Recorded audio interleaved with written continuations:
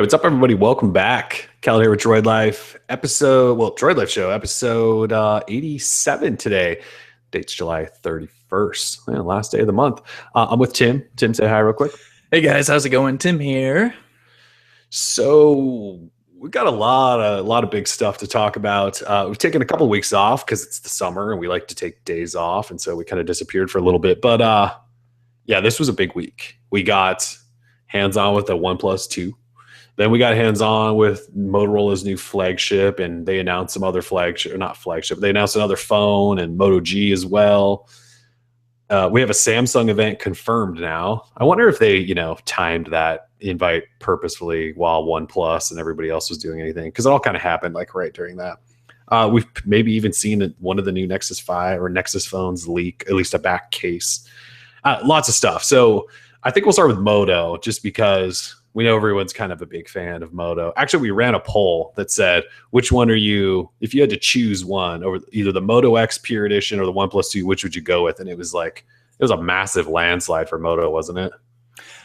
I believe so. I'm pulling it up now. And of course, my internet's either really slow or Droid Life's dying as I say that. Early results had Moto doing quite well. Yeah, early results were Moto just kind of crushing it, which isn't that big of a surprise because, they're a big company and OnePlus is still doing some semi-questionable stuff. Anyways, while that loads, so let's talk Motorola then. Even though OnePlus happened first, we're going to talk Motorola. So Motorola was Tuesday, and they had a press event in New York City.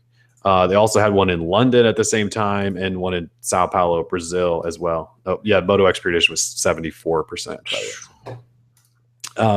So the event went down, and they had executives at all three of the locations that kind of did this live stream where they jumped between all of them. And so what they announced was the Moto X Style, the Moto X Play, and then the Moto G 3rd Gen. And so we've kind of known everything about the Moto G 3rd Gen for a long time. The Moto X Style and Play, we'd heard names float out there, but we didn't necessarily know all that much about them.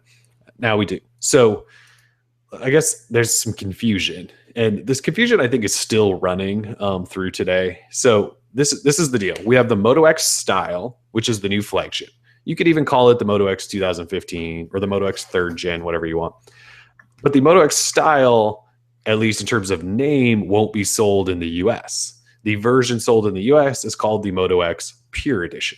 So you have Moto X Style out there in international land, Moto X Pure Edition right here in the US. Same phone, just have different names. I know it's super confusing. That's the story. So when you go to buy a new Moto X here in the US, you're not buying the Moto X Style, you're buying the Pure Edition, if that makes sense.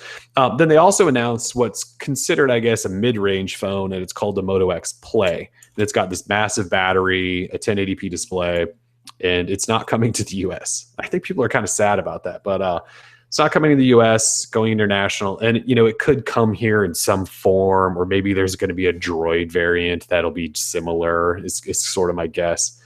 And then, of course, the Moto G. So let's just run through specs real quick. So the Moto X Style or Pure Edition, depending on your country, it's a big phone, 5.7-inch Quad HD display, Snapdragon 808. So they went 808, not 810, just sort of like LG did with the G4. It's got 3 gig of RAM. It has a base price of $399, which is pretty damn reasonable, I would say, especially from, a big manufacturer like this. Like we've seen OnePlus do it, and we'll talk about them. Huawei does it, ZTE does it. Like all these Chinese manufacturers seem to be able to do it. We haven't really seen a big company, not a big company, a name brand company, especially like Motorola, do it. So anyways, 1632 or 64 gig storage, also has an SD card slot, which is awesome. So you may as well just buy the 16 gig model and throw an SD. Anyway, starts at $399 for that 16 gig model. Has 3,000 milliamp hour battery with special super turbocharging or something. No wireless charging, unfortunately.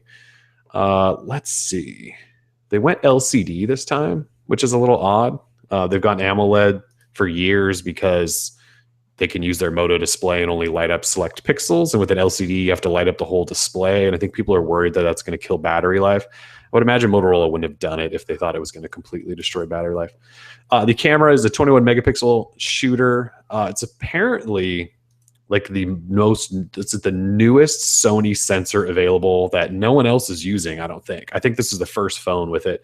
It doesn't have optical image stabilization, unfortunately.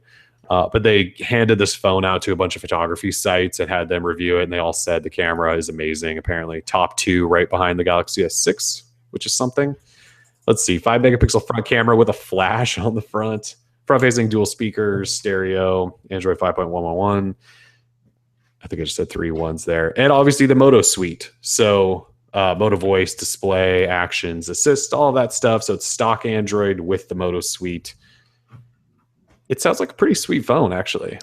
Sounds pretty good to me. You know, the fact that you're buying it directly from Motorola and you don't have to worry about carriers getting all up in your business is really important to Android users, especially. I mean, we don't have to really get into the situation with carriers and updates and all that stuff. But since you're buying the phone directly through Motorola and it will work on any carrier, this is a huge win for consumers, especially at that price point for what you're getting, the overall package. So sure, a lot of people said, well, it's big. A lot of people are like, yeah, it's a little too big. I mean, it's kind of closing in on the whole whale range at 5.7 inch. But at the same time, it looks like a real quality device. I wasn't able to spend times with it. In your mind, you know, how did it really feel? You know, that doesn't really translate well through videos. So, I mean, in terms of quality and form, what did you think? It feels a lot like kind of well, obviously the size wise, but it feels like like the middle ground between the Moto X 2nd gen and then the Nexus 6. Obviously it's slightly smaller, but it's got that Moto build that feels, how like the Nexus 6, even though it's a huge whale, it feels really solid. Like the quality's nice. It's kind of a heavy phone. Kind of heavy. Yeah, it feels like that, except it has this, depending on the texture, obviously you get on the back, has this nice sort of softer texture. It didn't feel crazy huge, and 5.7 is big, don't get me wrong, but what did Motorola say? The display takes up like 74 5 or 6% or something like that. It was a high ratio, or I forget the exact number they said, but yeah, somewhere in the 70s, I think. And so it's mostly display. I mean, like I was holding in hand, obviously when you're at these events and trying to film things, it's sort of tough at times because you have either a tripod or monopod or no pod, and you're holding the phone. And I was able to capture it and still maneuver it with one hand for the most part. And so, while I was filming, which is always a good sign. So it felt really nice. And it was super snappy, like all the Moto phones have been, because they're basically stock Android. I think Motorola does a lot of behind the scenes stuff to really make sure performance is top notch. Unfortunately, we couldn't really test the camera because this demo area they had set up was like the worst lit demo room I've ever been in. And so the camera fired up fast. You could do the like wrist gesture to launch it and then tap and take pictures. And that was all fast. It was just like, you couldn't test quality because the lighting was so terrible. Overall though, I was impressed, especially when they announced the price. Actually, it was funny in our live blog we were doing. Everyone was kind of like, Motorola's failing, no OIS, and there's some confusion about the batteries, which we could talk about between that and the Play. And then all of a sudden they announced price, and everyone was like, oh, price. I like Moto again. It was kind of funny to see that switch. Overall, though, yeah, I mean, it just feels like another quality Motorola device, even if it might be a little bit bigger than I think what I would want. Naturally. Yeah. I'm kind of looking forward to it. I think, well, I haven't been able to get my hands on the OnePlus 2 either. But, from just looking at pictures and all that, I would think that I'm leaning towards that Moto device just because I love Moto display. I love the little tweaks and software stuff that Motorola does. I find it quite useful. Mm-hmm. And, it'll probably look real good with that 2nd gen Moto 360 that's probably coming sooner or later. Mm-hmm. So, I've always been a fan of Motorola as a company and, as a hardware maker. And, ever since they got rid of Moto Blur and all that, and they've kind of been big on stock Android, then I can get behind that. So I'm looking forward to it. But then again, I'm also looking forward to the OnePlus 2. So yeah.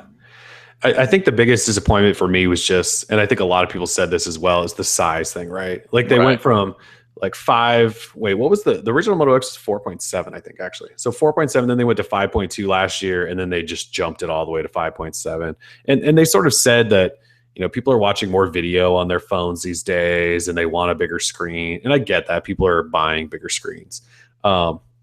I just think we all love the fact that the Moto X, like the Galaxy S6, has sort of stayed small for all these years. But Motorola they went right in there, 5.7. It should be, I think the price point, it's tough to like not take it serious, like to not put it, right. If you're looking for a phone, it's got to be right up there with the phones you should be considering. Unfortunately, it doesn't come out till September. But $399 is crazy. Like this phone, like they didn't skimp on anything. It doesn't have wireless charging, and I know that bugs some people, but it has turbocharging. They didn't really skimp on anything. Like I said, they used a new camera sensor, I'm pretty sure, from Sony that no one else has used yet. Like it's that new. Like they tried to put the best of everything in here. And so they're going to charge $399, sell it directly, Motorola.com, Amazon, and Best Buy. Has Moto Maker as well. So you can customize a phone too at $399, which is nuts. And then of course you got leathers and woods and stuff like that too. And you can upgrade the storage too, and that'll just raise the price. But yeah, that $399, dude, for a flagship Motorola phone. So for a Moto phone that has a working camera, that's quite the deal. Right. And that's a huge deal. And keep in mind, like when the first Moto X launched, remember it kind of had like that weird processor that was like a year old, and everyone complained about how expensive the phone was. And even last year's Moto X was, I think, $499 when it first launched. And so like this phone's starting $100 cheaper than last year's Moto X, and obviously trumps it on like every level. You know what I mean? And like it's supposed to have, like you just mentioned, a real camera. So Motorola is obviously trying to do some things where they're lowering prices. Lenovo owns them now, so margins aren't as big of a deal to them, I would imagine. And look, they've been selling this Moto G like crazy, and they probably make, not a ton of money off of it. So it's an awesome approach. The thing is, it's weird to not have it with carriers. I've actually seen some people complain a little bit that even at $400, which is a really good price, people are worried that they're not going to be able to buy it because they still need to go through carriers, right, to get either a subsidized thing or a payment plan or whatever. And so I think some people are a little worried. They're like, I don't have $400 to drop on a phone, and I fully understand that. I would expect Motorola will have a payment plan. They've had one for years. True. So if you want to get it for cheaper and pay monthly, pretty sure Motorola will let you do that. And they're probably really going to have to be able to do that if they're going to sell this thing directly. So I think it'll be accessible to people, even though a lot of people are a little worried about spending $400. And hey, no branding, no carrier branding, faster updates because they don't have to go through any of that testing with carriers. Oh, we didn't even mention it works on every single carrier. It's one model, works on every single carrier. One phone to rule them all. Yes. And in the darkness, find them. It's just cool to see a company finally do this. Like it's one of those things we've wanted somebody to do. Well, it's like a Nexus device. It just, it's not backed by Google, and it has the software tweaks which Google wouldn't be able to throw on because that's not, AOSP. Right. So to me, for Nexus fans, this is going to be huge. I saw confirmation through one of Motorola's back channels that the device will ship with an unlockable bootloader. Oh, that's sweet. And so people can do whatever the heck they want. I mean, this is like, that pure Android experience everyone looks for a great price, killer specs. And like, I think Motorola really knocked it out of the park on this one. Yeah, it was one of those things like, I was at the event and they were announcing it. Maybe it was like a OnePlus 2 hangover or something, but I don't remember being super thrilled about it. And since I've left New York, as each day has gone on, I kind of just keep going. I really want that phone. I want that Moto X in my hand. Like, even though it's big, like Motorola is doing what we wanted somebody to do. We wanted an unlocked phone that didn't skimp on anything, that sold unlocked, that works everywhere for cheap. Like, this is kind of what we've been asking for. So yeah, I'm excited. It's just too bad it's September. Like, that feels like so far away. I know it's almost August, but it is August basically. So yeah, I mean, at least a month. We're looking probably mid-September, I would think. I mean, it could be mid-September. And I don't know what the deal is there, if they need a month and a half to manufacture it or if they're still tweaking a whole bunch of things. They didn't necessarily say like, this is really pre-production stuff here. Like, don't be too critical. Like, they didn't do any of that. They kind of just said, like, here's the phone, like, play with it for a while. We can't give you any though, because we don't have any. Yeah, I touched on this issue yesterday, I believe, in a post where I was just like, yeah, the same could be said about Motorola with wanting to push up their announcement date because of Apple. Oh Seems yeah. like everyone in the industry is very concerned about Apple and the iPhone success and how it's probably just going to absolutely dominate anything else on the market. Right. Apple's been doing that every year. So I don't know why, people have to take so many cues from them as to when they should launch a phone or announce a phone. Yeah. Like, I say, do you. And, if it's a good device, then it should just sell itself, really. Android fans will, most likely stick to Android if it's a good phone. But I've been seeing, a few people say, oh, I'm going to the iPhone. Well, then that's fine. I mean, Right. there's like billion plus Android users in the world. Right. Sure, the OS itself will be fine. Right. But, with Samsung, the report saying that they had to push up their announcement of the Galaxy Note 5 because of Apple and all this hoopla about Apple. It really gets tiring. Every year it's the same.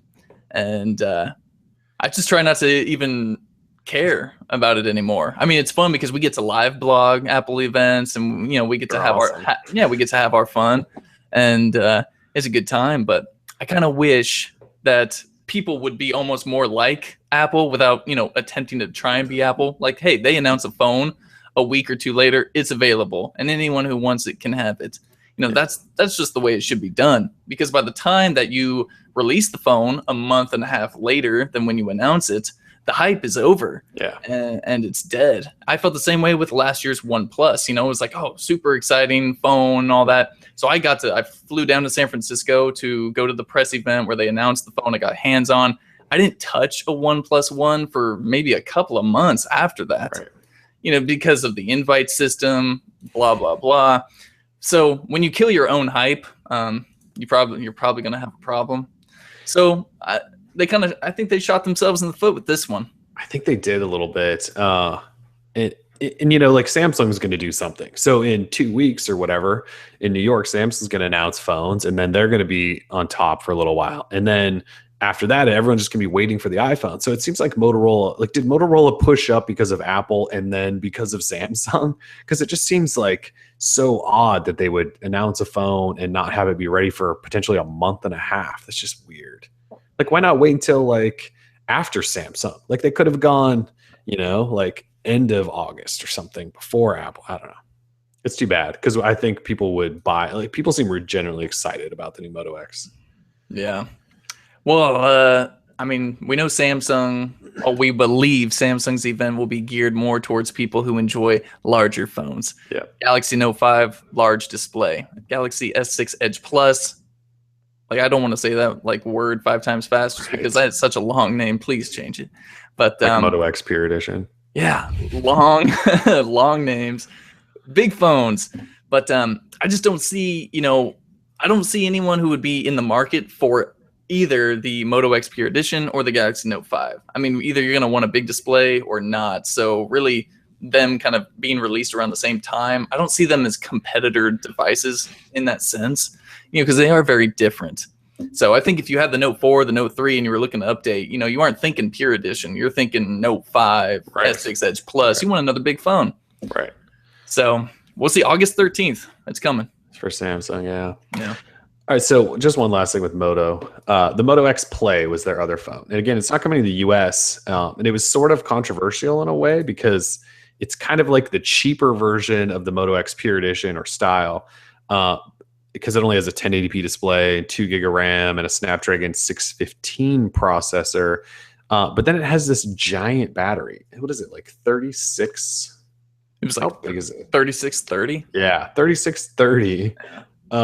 And so everyone's pissed that they should have had this battery in the Moto X Pure. And I'm with you on that, especially because you have Quad HD, smaller battery, 1080p, bigger battery. At least this Play thing should last like 3 days, I think, on a single charge with that 1080p display. But it's kind of a cool looking device. And at 1080p, like, you still got a really nice display there with a massive battery. Like, it probably would be a pretty good option. And especially it's going to be like $100 cheaper. So this phone in the US could have been $299. Well, it's got that Snapdragon 615, correct? Yeah, it does. Yeah. So, I mean, on the internals, on the outside, they didn't skimp too much. Or some people would say 1080p is kind of skimping, but I don't believe so. I don't think so. But going with the mid-tier Snapdragon processor, you may see a few issues here and there. But yeah, I mean, if you're gaming or something, maybe. But I have the new Moto G right here, and this thing's not slow at all, and it's got like a 410 in it, I think, or something. Right. That. So it's kind of too bad. I wish they would sell this Play unlocked here as well. I mean, if it's $100 cheaper, $299 for that thing, that thing kills the phone 2, which is also $299. Motorola did state in the press release for these phones that they had something else planned. That's true for U.S. consumers. And my question was, well, where's the Moto X? I mean, we had Moto X 2013, Moto X 2014. Where's just the standard Moto X? No Play, no style, no whatever. Just standard Moto X. Is that still a possibility? I don't think there is one. I think it is the pure edition. What do you think Motorola would be hinting at when they say they have something else planned for the US? Droids. Really? Yeah. So maybe the Play will be rebranded as a Droid device for the US then? Yeah. I think it was EvLeaks this week tweeted something about there's going to be a Droid Max 2 this year and a Droid Turbo 2. I can't believe they're going to go with those stupid names. And so then my guess is the Max 2 is going to be this Play, but Droid branded. So it'll be all black and dark and robotic or whatever. And then the Turbo 2 will be like the Moto X style or pure edition, basically, but Droid branded. That's my guess, is that they're going to both be here, just rebranded as Droids. Well, it'll have to be, because it's got the huge battery, so it'll have to be the Motorola Droid Turbo Max 2 2015 edition. 2015 LTE, yeah. Yeah, and then the limited edition Verizon edition Turbo Boost. It's just the Max, I think, is the Play, because Max, remember, was like max battery kind of thing, and the Play has the bigger battery, so that's my guess. And then Turbo is supposed to be like the flagship, and so it'll be the pure edition. The Kevlar back is pretty badass, I gotta say. I mean, it's cool. You want Kevlar on a phone? Sure, just make it super has thin. Kevlar. If you can make it thin, if it was like an old Droid X, but with a straight Kevlar back, kind of that wiry look, that'd be kind of, if it needs to be thin, but that would be pretty sweet. I think thins out with Motorola. Actually, the new Moto X, the pure edition, is not that thick. Wait, where is it? It goes from 6 to 11 10 or something. Yeah, 11. So 11's getting up there. That's up there, dude. Anything over 10 is pretty redonk. Yeah, everything over 10's. But you know what though? If a phone will actually last, I will take a little heft. Sure. I mean, I've been carrying the Nexus 6 around. This thing it's large. It's thick.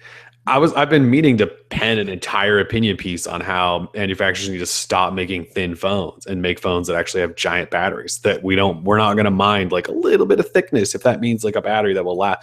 So not to go on Switch phones, but I was using the G4 for a couple of weeks because its battery actually lasts a full day, unlike the Galaxy S6. And then when I was traveling, I switched over to a Moto X just so I could get familiar with it again and have it to compare and stuff like that. And since I've gotten back home, I want a good camera again. So I picked up the S6 again, and and T-Mobile just pushed an update to it that's supposed to help battery life. And while they fix all the lag and jank, by the way, which is awesome, the battery life's still terrible. It's still getting 8 hours or something. So, anyways, I don't know where I was going there. Oh, thickness. I don't mind a thicker phone. Anyway, so yeah, the Play's not coming here, but I think it will be as a Droid. And I'm sure that'll make people sad, because then you can only get it on Verizon. At least that's my take on what they meant by future things coming to the US type of thing.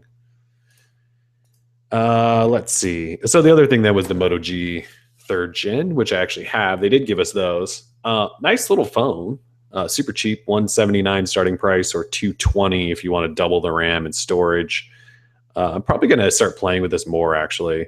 It doesn't really feel like a cheap little $200 unlocked phone. So, and this thing's waterproof, unlike those other ones. So I may switch water resistant. Sorry, just water to be resistant. clear.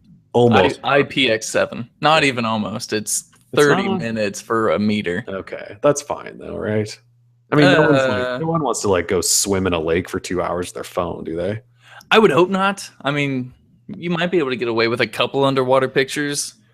But Well, yeah, I'll find out. I'll take some bathtub pictures. do it. Yeah. So Motorola had 3 phones. One wasn't a surprise. The other 2 actually were surprises. So, any last Moto words then? We're kind of like in Moto limbo now until September, which sucks. Again, yeah, the hype will die. It will. People will probably opt going for the OnePlus 2 if it's readily available. If they have enough supplies, people will be like, you know what, I don't want to wait.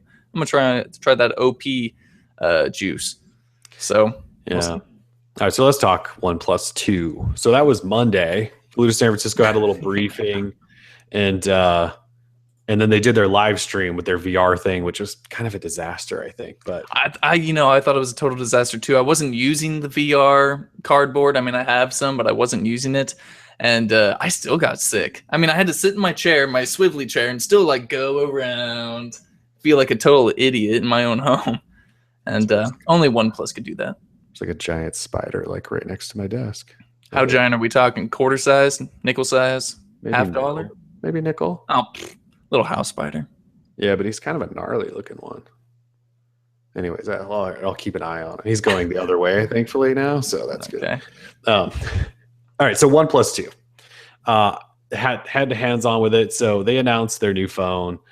Let me see. Let me pull up the full specs here. But it starts at $329 for a 16 gig model with no SD slot, and then goes up to $389 for a 64 gig model. It is actually under 10 millimeters thick, which is nice.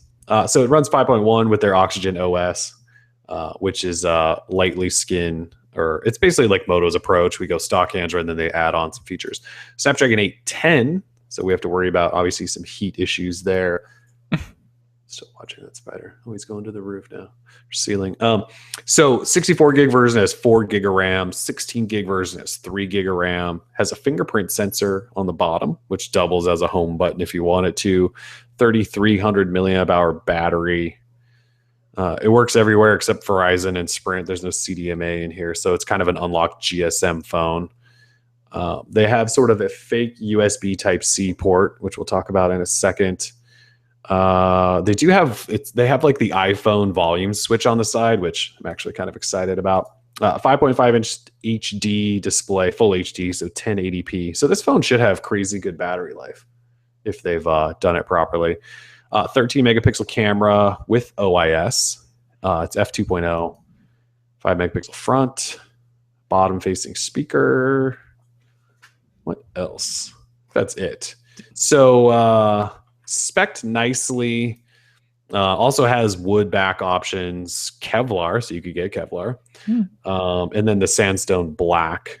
The phone looks really nice. I held it in hand and it just feels like a really premium device. It feels really nice. I almost want to say that it felt nicer in hand than the Moto X. Like there was something about the OnePlus 2 in hand that just felt nicer. I don't really know how to explain it. Maybe a little more weight to it even, which is kind of crazy to think. So let's see. There's some drama, obviously, with the phone. It doesn't have NFC. So the slogan here is never settle. That's kind of what OnePlus goes by. And you have to settle on no NFC, no quick charge 2.0, and no wireless charging as well. And then they put in this USB Type-C, which like really isn't USB Type-C. Like it is, but it's not the USB 3.0 basically. So there's no actual added benefits for like transferring data or charging. It's just USB 2.0 in like a port that they made into the shape of USB Type-C, if that makes sense. So they like Jimmy rigged USB Type-C. Yes, pretty much. Now that seems like a complete ripoff. I didn't even know this. Like I'm just now hearing about this. Yeah. So what the deuce? It doesn't, you probably can't even like do all of the dongle attachment stuff to like video out and all of that because it's not like real USB Type-C. That should probably be like a big post. Yeah. So they said no NFC because no one used NFC in the OnePlus One. And while that's fine, no one probably does use it because it's NFC. You still shouldn't just remove it completely. You should let people who buy the phone still be able to use it if they want to use it. I can't imagine that an NFC chip costs any more than like 50 cents to put in a damn phone. I have no idea. I can't imagine it's more than like $1 or $2. Probably not. Well, man, they wanted to save money somewhere. They said people weren't using it, which I don't understand how they could really, unless they were getting usage reports from all of their users.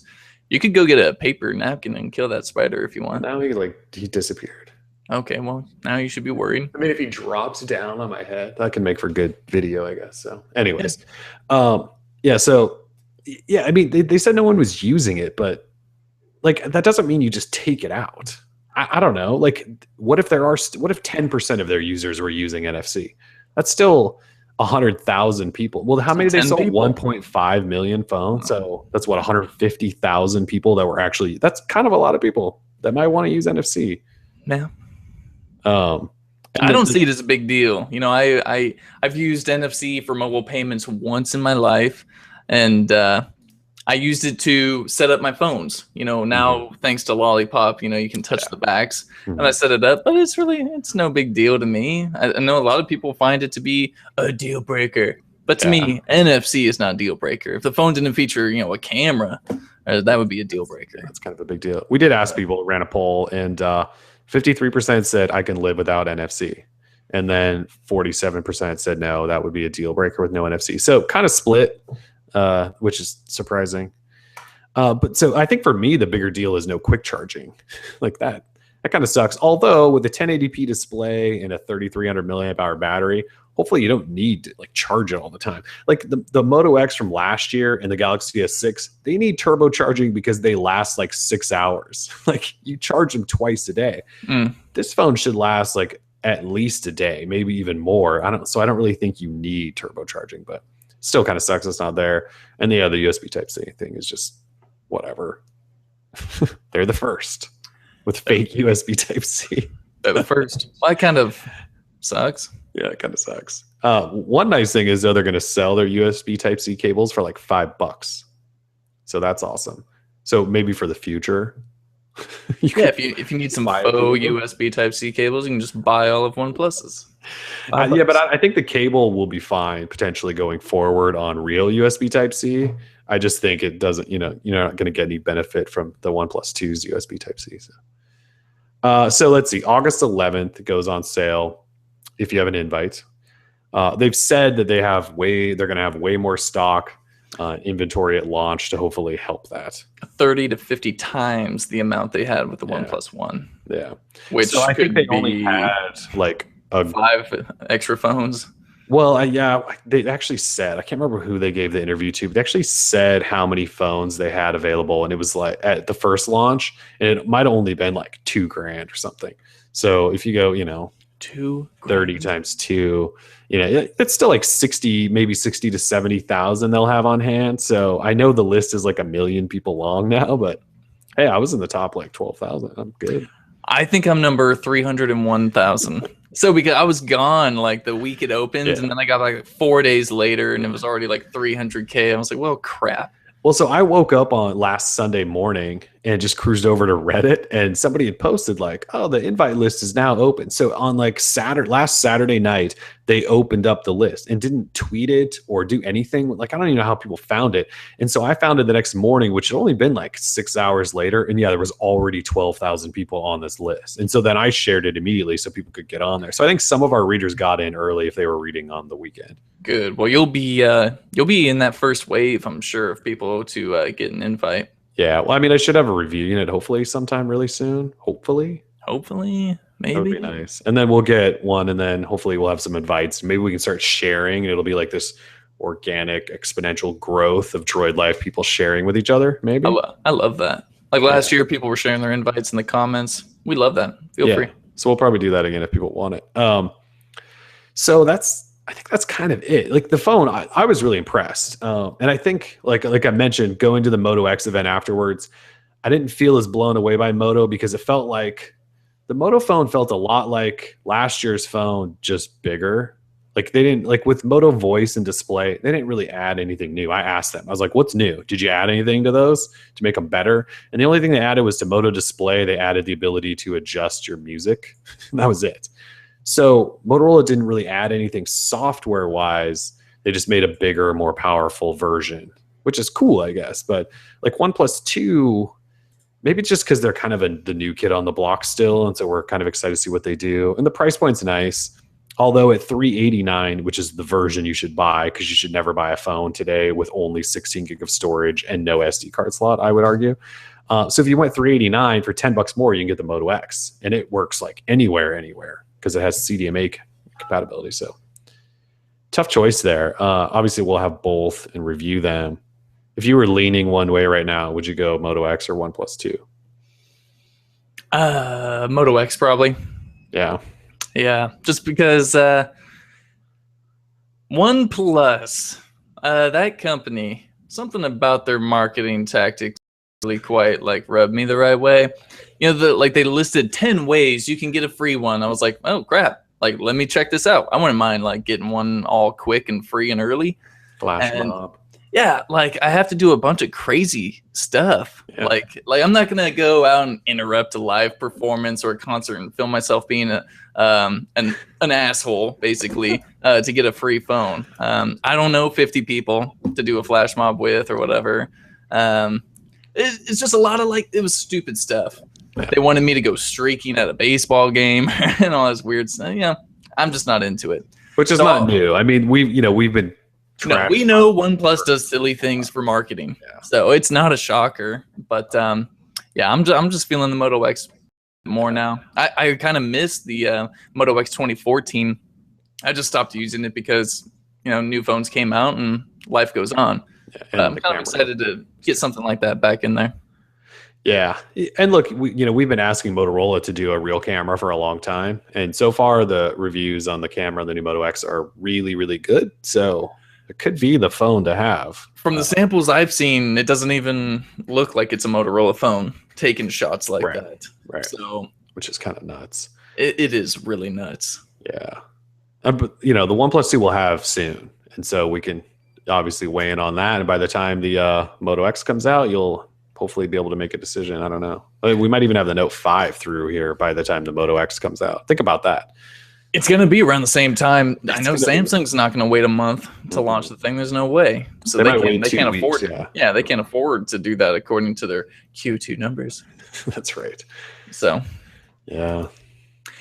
It's going to be a busy fall. And then as soon as we're done, reviewing all these phones, then we got Nexus phones to think about. So, and those, of course, will be awesome and legit. So I think this year I'm more excited for Nexus than I have been in a while because there probably is going to be two. The fact that there's two, and people can have a choice. I'm super looking forward to it. I didn't even really like the Nexus 6. It was just too big for me, so I just didn't really think about it. But the fact that there's two, one for people who like the big stuff and one for people who like the smaller stuff, that really excites me. Like, I just really wanted a revamped Nexus 5 from LG. That would be so cool. Mm-hmm. But, I think the Nexus 5 is probably the most loved Nexus of all time. It might be. And so the thought of there being a new one, people are super, I think for like 2 years, people have been asking for just like after the Nexus 5 and then, last year, like the Nexus 6 rumors were popping up and everyone just said, no, just give me a new Nexus 5. That's all we want. And we might get it this year.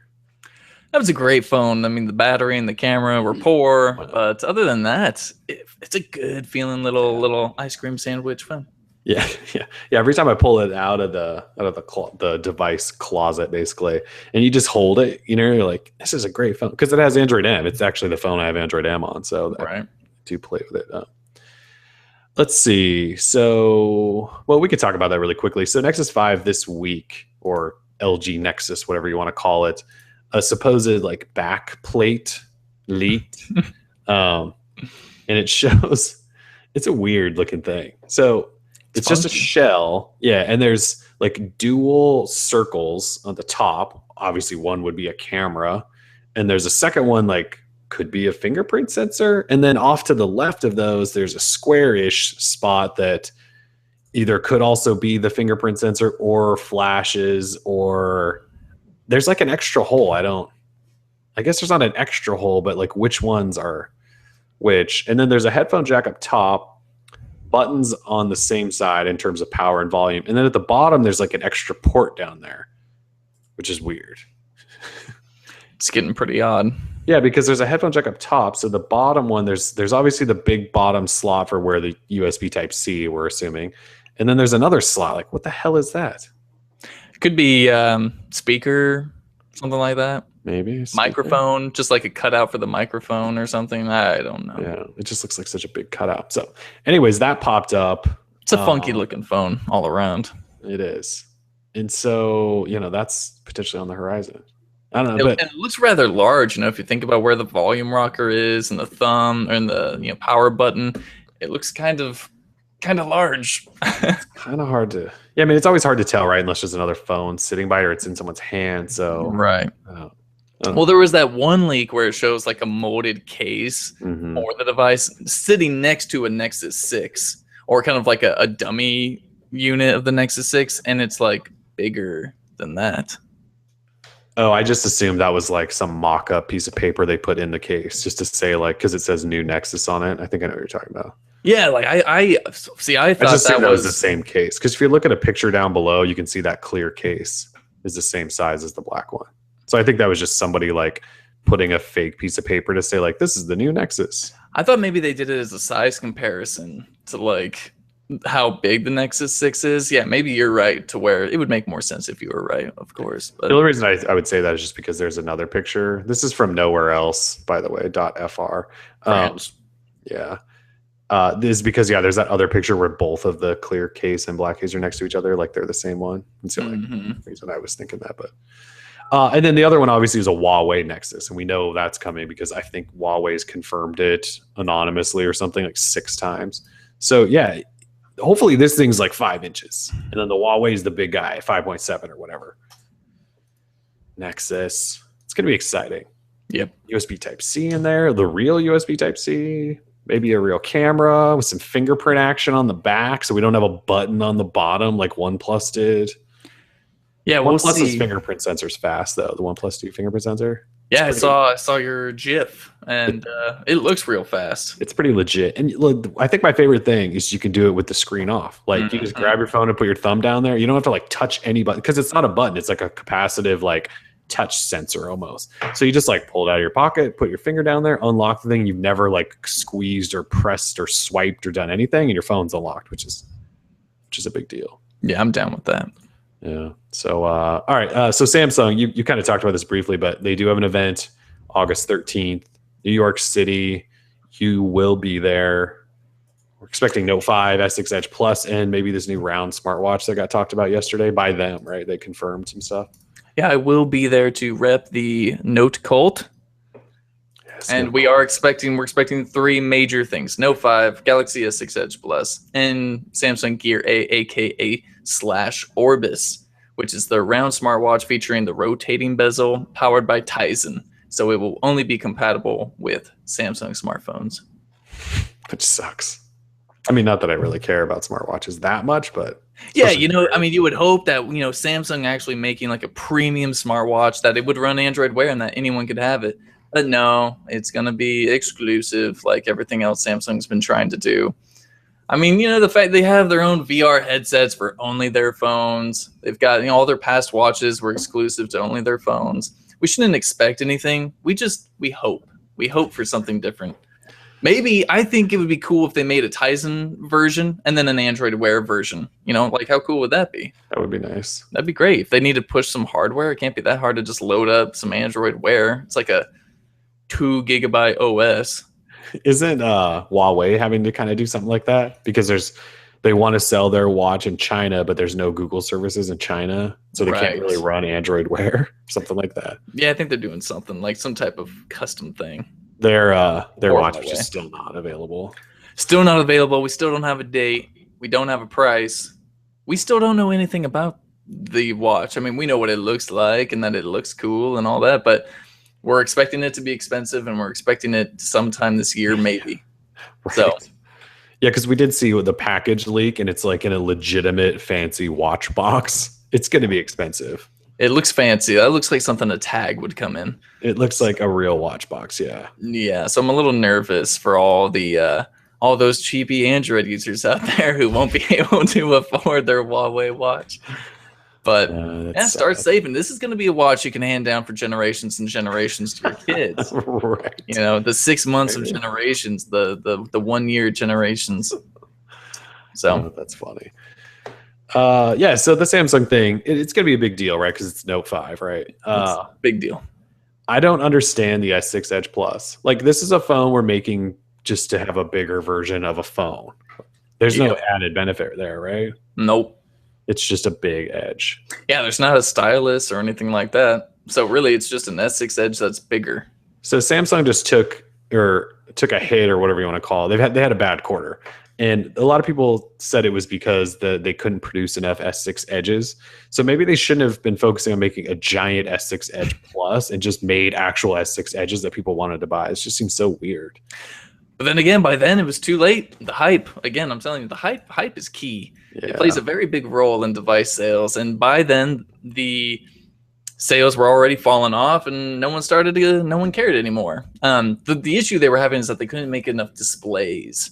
Right. Of the rounded displays. So we'll see. Maybe they beefed up manufacturing and now they can make even bigger ones. And I don't see the S6 Edge selling very well. I remember I was interviewed by some a Korean outlet at the Note 4 launch, and there they announced the what was it? The Note Edge.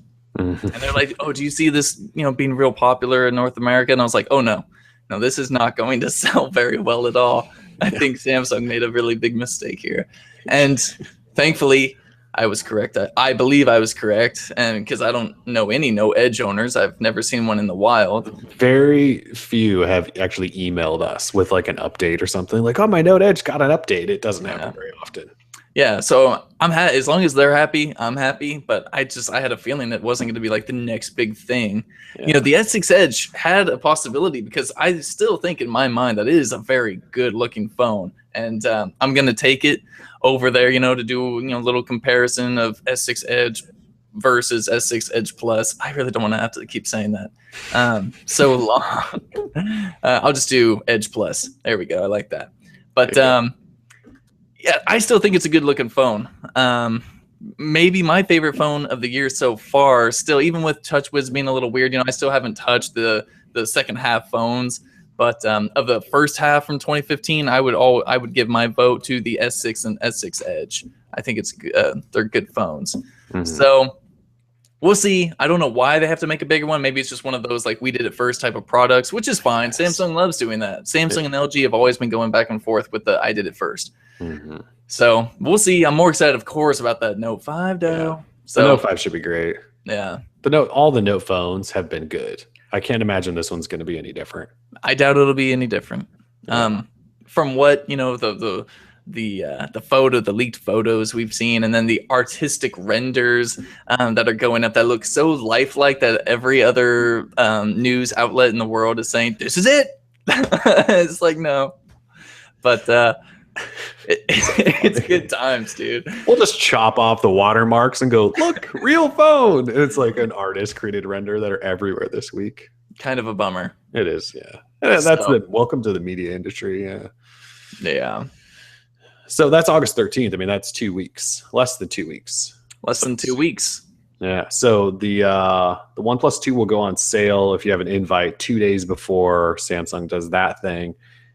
Are we thinking like the Note 5 is available 2 weeks later? So they're going to be in way before Motorola, aren't they? Yeah. What is Motorola doing?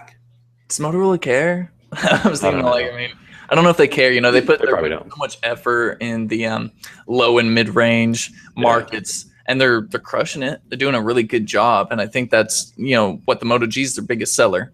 So really, do they need to focus on the high end? Do they care about getting one to the market? I'm sure they do, but not as much as maybe the Moto G and dominating that low market. That's true. And maybe why they did this event now is because the Moto G is ready now. Right. They sell a whole bunch of those while they kind of gear up to launch these others. And if they sell a few million of these, the regular Moto X, hey, good. But they'll sell like 10 million. Well, who knows if they'll sell that many. They'll sell a lot of Moto Gs. And that's probably all they really care at this point. Yeah, we just had our epiphany. I mean, they made the Moto G available that day. Yeah, that day. Clearly, that must have been it.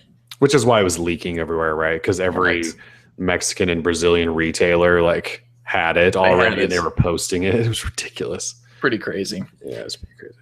So yeah, I mean, go with lead with your best foot. Lead with your best foot forward. Yeah. Whatever. So, and the Moto G is right now their best foot. It is. So, good on you. Good on you, Moto. Let's see what. So Nvidia Shield tablet, they issued a recall today. Yeah, so this early morning around, I believe it was at 4 a.m., 3:30 a.m., 4 a.m. Pacific, they issued a recall on all Shield tablets that were sold between July 2014 and July 2015. At that same time, an update went out late last night to Android 5.1.1, and inside that update, you are able to go into the About Phone status and check the battery. And if your battery was labeled a B01 or a Y01, would depend on if your device was affected. I got my tablet last year, sometime around that time, and my device is affected. So you just have to go on their site. It auto polls your serial number and all of that, so it was really simple to do. And they're just going to send you a new one. It says it'll be here within 2 to 4 weeks. And once you set up that new tablet, your last one will be rendered useless. And what they found during testing is that sometimes the battery used on the one sold from 2014 to 2015 is that the battery would overheat and might be a fire hazard. So if you don't want to lose all your possessions and your loved ones, probably not use your Shield tablet until you get a new one if it is affected by the recall. And back it up or pull all your stuff off it or whatever you need to do. They say it's fine to use. You know, you can update it, back up all your data, your photos, and all your good stuff for when the new one is coming, and then maybe just don't touch it. So that's what I'm going to do. Although, it kind of scares me almost. It doesn't really scare me. Who am I kidding? I've had that thing connected on the charger for the past few months, just plugged into my TV upstairs because I use it in console mode. Right. So that thing has not been unplugged for months. It had like dust all over and stuff. And when you're using it, it's probably getting a little hot. I mean, I took it off and it didn't seem bad at all. Performance was good. Unplug that thing now. Yeah, so I did, and it's down here in my drawer. Well, I have one of those too. I should probably look at mine. I didn't even think about it. I have one of those tablets. Yep, and you probably should get a new one. Yeah, I'm sure it's bad. I'm sure I got it right away during that initial period. Yeah. Yep. So, I mean, I think I saw some report or rumor saying that so far there was 88,000 tablets affected. So, more than likely, your tablet is affected if you own a Shield tablet. Think about that. Between July 2014 and 15, does that mean they only sold 88,000 of those things? That just means those are the only ones that were reported so far. Okay. So, I would kind of hope it's more. But then again, it's very niche tablet, for a niche market. So it's like it's a tablet built specifically for gamers. That's true. So I'm sure a lot of teens and 20 somethings will probably need to get new tablets. Yeah, that's true. Yeah. Okay. What else do we have for news? I feel like we haven't done a show for a while. That's pretty much it. That's the big stuff, right? Oh, Android M Preview 3 delay today. Correct. We still don't have Hangouts 4. Even though it's been on iOS for like a month now. It's nice too. Every time I grab my iPhone, pop that thing open. Sometimes I grab the iPhone just to use Hangouts for. Yeah, it's kind of weak. That makes me just want to have an iPhone and you get all the Google apps updated first on iOS. Android life is a very sad life. It's a life where you are just left wanting. Always left wanting. You're wanting updates for the OS, updates for the apps. I don't even know what's so good about Android anymore. I used to praise it for how open it was and how you could flash ROMs and all that, but I don't even do any of that anymore. It's like, dude, battery life on these phones suck. Cameras suck. All we do is complain about iOS apps. We do it for choice, damn it. That's why. I do like people and for choice. Yep, we do it for the people. Yeah. Amen to that. And I just don't like iOS. It is such a terrible operating system. My God. Worst keyboards ever. Touch points are terrible and never work properly. Yeah, and all the third-party keyboards are crap too. From what I remember, I was playing with them for a little bit, and I was just not having fun at all. Switching between them is like the jankiest thing ever. Like iOS is so bad. I use it regularly because when I go for runs, a lot of times I grab my iPhone because it's small and it's not a whale, and the battery life actually doesn't die while you're running like Android phones, and. Yeah, iOS is bad, dude. I can't handle it very much of it. The fact that I can't easily share information between applications was like one of my big things. Like sure you can like copy and paste, but when I wanted to share like a photo from my gallery, why is this such a pain? Like Try I to can't like go to a website or an email and like download a PDF and then open that. Like, good luck. Like, I still don't think you can even do it. There's no like file manager, so you can't do any of that. Yeah, that's a real issue for me. I like that, Android is a lot like Windows, where it's it's a lot more like usable and functional.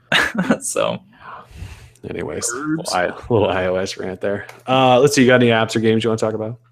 Apps and games. I want to talk about Rovio's release of Angry Birds 2, the sequel, the official sequel to Angry Birds. This is years in the waiting. I don't know if anyone's been waiting, but it's been years in the making. So they figured it out. They were like, what can we do that's different? Oh, we got it. Add in-app purchases. So it's basically Angry Birds where you fling birds. And what you do in each level is you earn cards. And these cards are the birds. And you can use your birds in any order you want. You are no longer bound by the order in which Rovio gave them to you in, say, the first Angry Birds or Angry Birds seasons or all those different following variants. So there's that. You got cards. You have magic spells, so your birds can perform magic spells now, because that makes sense. And in-app purchases, a lot of in-app purchases, ranging from $1 to $100 a pop. So if you want to go spend some serious cash money on Angry Birds, and you want to try and help Rovio have a positive quarter in the black, then I highly suggest you go pick up Angry Birds 2, available on Google Play. So did you play it much at all? I played it for 5 minutes. And it was weird. We were kind of talking about this, but did it stop you and say, like, if you want to play, buy more tokens or whatever that you do? No, I didn't play it for that long, actually. When I was writing it up, I downloaded it and just opened it up just to see, like if it was smooth and all that. I didn't dive deep into, what all you need. They say on the app description page that you do not need to buy anything in order to play. But they say that on all the other games that require you to technically buy in order to keep playing. Right. Well, it was like they came out with that Angry Birds Go, which was like Mario Kart game, which was a really fun game. Right. But yeah, they capped it. So you could only play it for like 10 minutes. And then they were like, you need to take a break, or you can buy, and then you can play. And it was like, this is horseshit. Like, yeah. How about you just release an unlocked version for like $5? Then I can just play whenever the heck I want. Right. And then they can even still charge me for the extra crap, but just let me play it without having to stop and pay more. Like, this is stupid. I will, because after they screwed up that Angry Birds Go, because I was pretty excited for that game because I love Mario Kart. I was so pissed. I was like, "Oh, you're gonna make me pay to play more?" No, whatever. Rovio is they're one of those. They're the worst. Yeah, they're pretty bad. I didn't want to say it, but their CEO or founder or whatever he is, the dude still wears Angry Birds sweatshirts everywhere he goes. I just saw a picture of him the other day at an event, and he was shaking somebody's hand that was, I think, somewhat important. And he was wearing, it was like a big deal. Like, dudes were wearing suits and stuff. He's rocking the Angry Birds like red sweatshirt. Like, you're a grown ass man, dude. You're like in your 50s probably. You got to keep it relevant somehow. Come on. God, like that's if we want to talk about OnePlus and their terrible marketing, like the CEO of Angry Birds wearing an Angry Birds sweatshirt in public still as a grown ass man is embarrassing. That's not marketing anymore. He probably picked it up at Target. I mean, think about the merchandising machine that Angry Birds has. I mean, it's pretty ridiculous. I wonder how much of that stuff they actually sell still, or did. I think they probably did, initially. But like now, are people buying like Angry Birds plush toys? I try and I think about that stuff through my niece and nephew. I kind of follow. They are the trendsetters. They're like that new generation of trendsetters. For some odd reason, at my niece's school, Under Armour is like the go-to logo brand sport right now. It's not Nike or Adidas. It's Under Armour. Like they want the huge, bright neon Under Armour sweaters with the big UA on them. That's crazy. And there was a time when they loved Angry Birds and everything had to be Angry Birds, but that time has long passed. I mean, this next generation coming, they go through stuff so quick, and every other day it's something new, and it scares me. Like I remember back in the day, she liked Tickle Me Elmo, and then so I got her for her birthday like a Tickle Me Elmo thing. She's like, I haven't played with this thing for like months. I don't care about Elmo anymore. I'm like, well, damn it, stop growing. Yeah. So it's hard to keep up. You'll see it. I mean, you have a baby who's going to grow up and be a serious consumer of all the good stuff. Yeah. So just you can keep an eye on trends by following what he likes, and it's cool. It is kind of cool actually, because we're all like old and set in our ways and stuff. Yeah. Yeah, we are. Ugh. All right, sweet. Anything else? I don't think I have any apps or games. I keep switching phones, so I don't have time to like find new apps and games. I feel bad about that, but that's true. I haven't used anything new in a while, I don't think. No, I just want to. It's hot. It's really hot. It's like 100 degrees again, I feel like. It's supposed to be, yeah, like 105 again today. Yeah, and so that's really hard on the body. And yeah, other than that, not much. Thanks for a run this morning at 7, and it was already 70 degrees or something. Oh, gee. Gross. Yeah, it's getting nasty. It is. Anyways. Winter is coming, just so everyone knows. I've heard from a source that winter might be coming. So. Maybe. I don't even know if I believe that anymore. Yeah. All right, cool. Well, thanks for joining us, everyone. It's Droid Life Show episode 87. And we'll try to be back next week. Thanks for joining us. Peace. Peace.